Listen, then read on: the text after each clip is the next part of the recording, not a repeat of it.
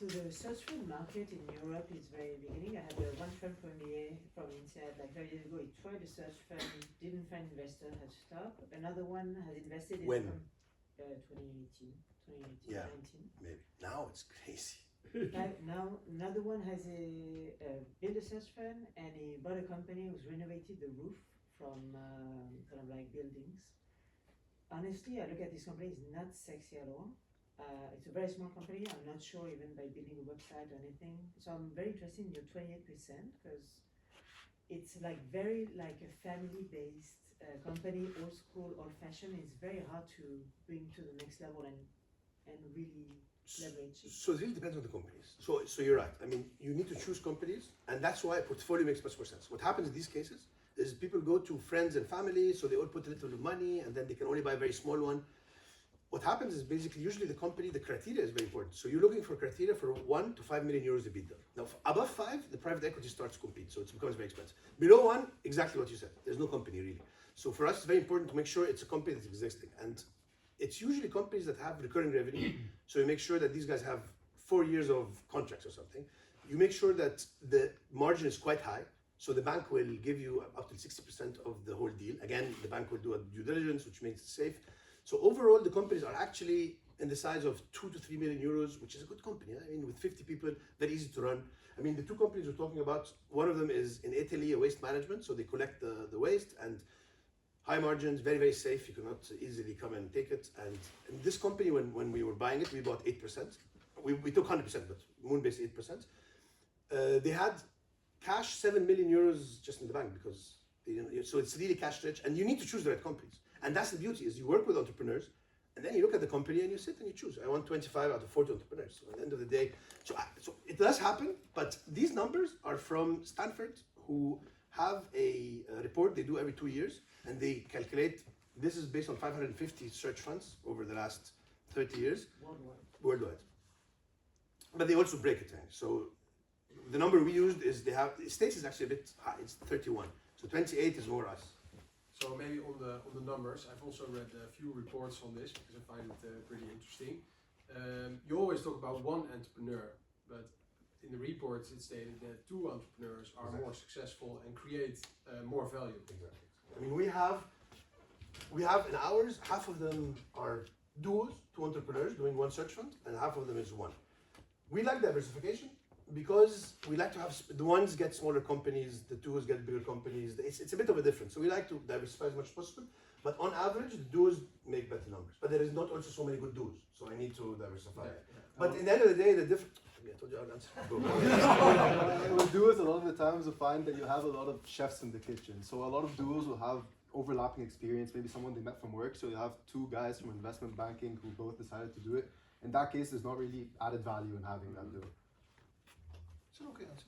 Yeah. Mine is much better. Do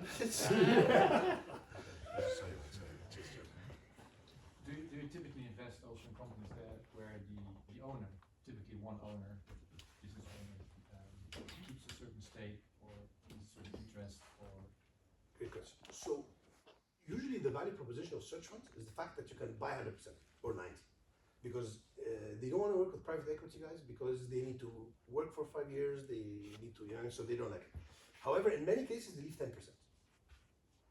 Sometimes it's 100%, sometimes it's 90%, but very rarely you find more than that. So they keep us more. But they don't pay, usually there is an earnout over 2 years. So you know that he will be or she will be involved for a little while.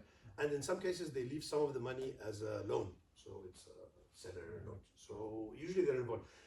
The experience I've seen, they're quite involved because also they have so much love to this company, it's their baby, and they're leaving it because their kids don't want to do it anymore, and they're very successful and very rich already, and the kids are rich, so they're already working different things, and they don't want to work in a boring, and these are, I didn't like to use the word boring industries, but they are.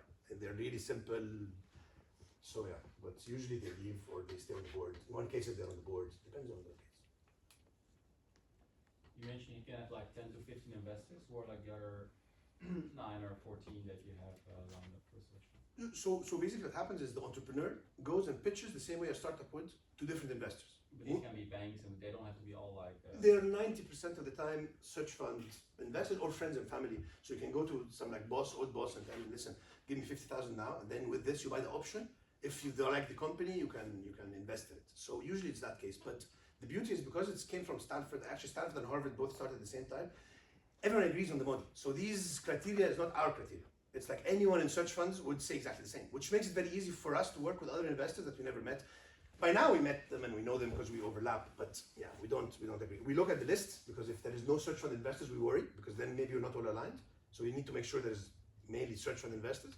But yeah, it's this entrepreneur's role to get the investors, align them like a startup, not ours. Maybe a last question. I'll take this one for sure. How many search funds entrepreneurs are you seeing, and how many are you investing? Great question. So I guess we're seeing maybe. The funny thing is I'm the best qualified to actually answer.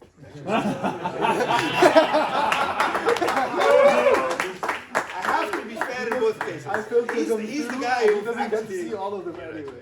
Go ahead, So, go ahead, sir. I would say maybe we would invest in maybe even like 15% of them, and we cut out 40%, 50% at even the first interview. So we're quite selective with who we invest in, and we value very highly operational experience, finance experience, and management experience, of course.